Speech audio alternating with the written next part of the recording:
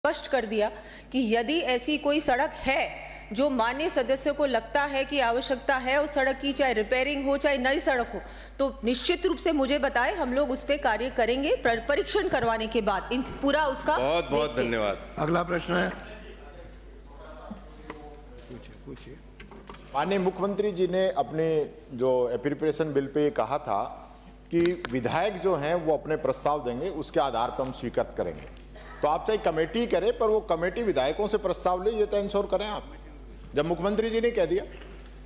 माननीय अध्यक्ष जी, हमारे नेता प्रतिपक्ष जी को बताना चाहूंगी, मैं तीसरी बार एक ही बात रिपीट कर रही हूँ कि अगर यदि ऐसी कोई सड़क है तो आप कमेटी को भी भेज दीजिए और मुझे भी आप व्यक्तिगत रूप से मिले, तो बिल्कुल उस पे उसका पूरा इंस्पेक्शन करवाने के बाद कि अगर सच्ची में लगता है कि ऐसी सड़क है तो उसको बिल्कुल उसको टेकअप करेंगे। इसमें एक क्लैरिटी की आवश्यकता है।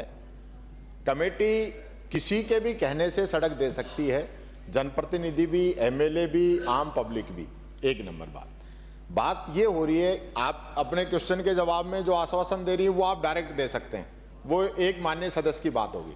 लेकिन जो एक मुख्यमंत्री जी ने जो बात कही है कि भाई जो हमने आपका एमएलए कोटा 23 करोड़ कर दिया, 10 करोड़ पिछला, 10 करोड़ ये, 3 करोड़ रुपए बिल्डिंग का, तो वो उनका जो कहना था कि वो विधायक की अभिशंसा पे है और कमेटी जो करती है वो बिना विधायक की अभिशंसा पे भी कर सकती है। तो मेरा आग्रह यही है कि मुख्यमंत्री जी ने जो सदन के अंदर बात कही है, माननीय मंत्री जी, उसकी पालना आप कराएंगे क्या?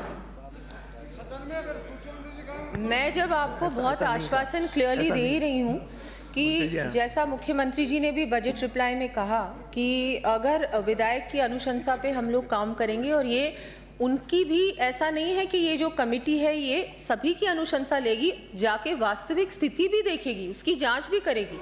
उसके बाद जो भी प्रपोजल्स आएंगे वो प्राथमिकता से हम लोग देखेंगे कौन सी पहले लेनी है कौन सी बाद में, लेकिन डेफिनेटली वो सारी सड़कें रिपेयर करनी है ना।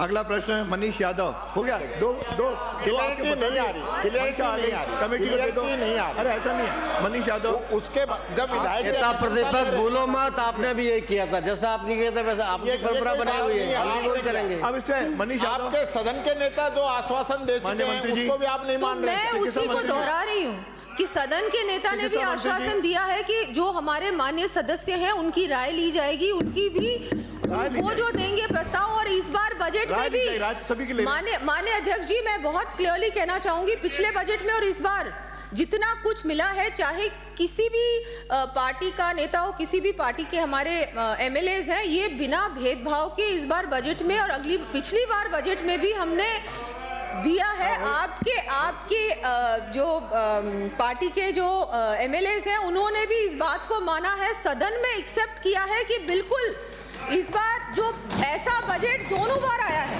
जो इससे पहले कभी नहीं आया, और जो पिछली सरकार में हुआ है वो हम होने नहीं देंगे, क्योंकि उस समय भी पता है यही कमेटी, ऐसी ही कमेटी बनी थी, किसी भी हमारे एमएलएज को नहीं पूछा गया था उस समय। मनीष यादव, माननीय मंत्री जी। प्रश्न संख्या 447